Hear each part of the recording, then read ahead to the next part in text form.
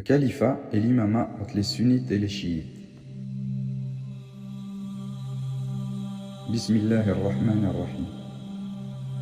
Parmi les croyances du mouvement des Ansar de l'imam al-Mahdi figure la distinction entre le califat et l'imama.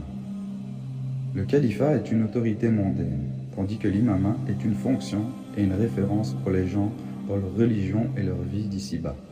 Comme cela est exposé en détail dans l'ouvrage de Sayyid Hassan al-Tihami intitulé Al-Mahdi et Damaitra. Bien que la majorité des groupes et des courants ne distinguent pas entre l'imama et le califat, considérant le califat comme un imama et l'imama comme un califat, leur réalité pratique établit pourtant une distinction entre les deux, dans une contradiction étonnante et une étrange paradoxalité. Les chiites ne distinguent pas en théorie entre la fonction du califat et celle de l'imama.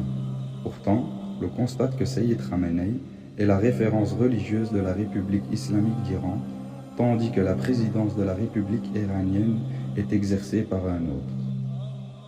En Irak, l'on voit également Sayyid al-Sistani comme référence religieuse du pays, tandis que la présidence du gouvernement irakien appartient à un autre. Au Yémen, Sayyid Abd al-Malik al-Houthi est une référence pour l'État, tandis que la présidence de l'État est confiée à un autre. On peut dire quelque chose de similaire à propos de la position qu'occupait le Hezbollah au Liban. Ainsi, les chiites, de manière générale, distinguent pratiquement entre l'imama et le califat, tout en niant cette distinction sur le plan théorique.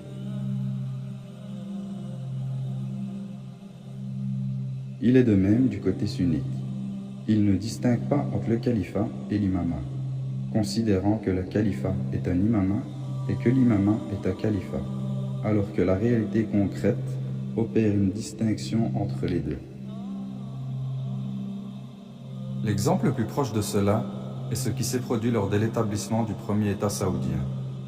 Le dirigeant de ce premier État était le prince Mohammed ibn Saoud, tandis que le fondateur de l'appel religieux najdite, le cheikh Mohammed ibn Abd al-Wahhab, constitue la référence religieuse du premier État saoudien.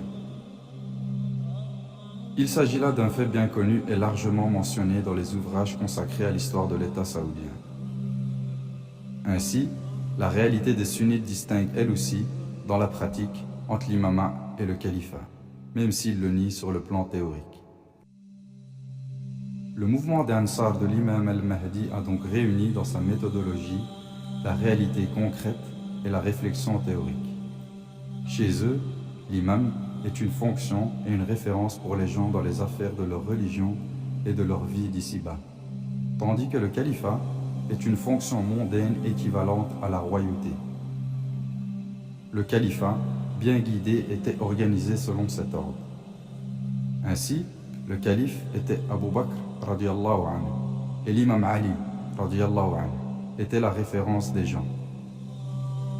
C'est pourquoi le mouvement des Ansar de l'imam al-Mahdi a gagné les compagnons sans perdre la parenté. Allah a guidé le mouvement des Ansar de l'imam al-Mahdi vers la vérité à propos de ce sur quoi il divergeait, par sa permission, et Allah guide qui il veut vers un droit chemin.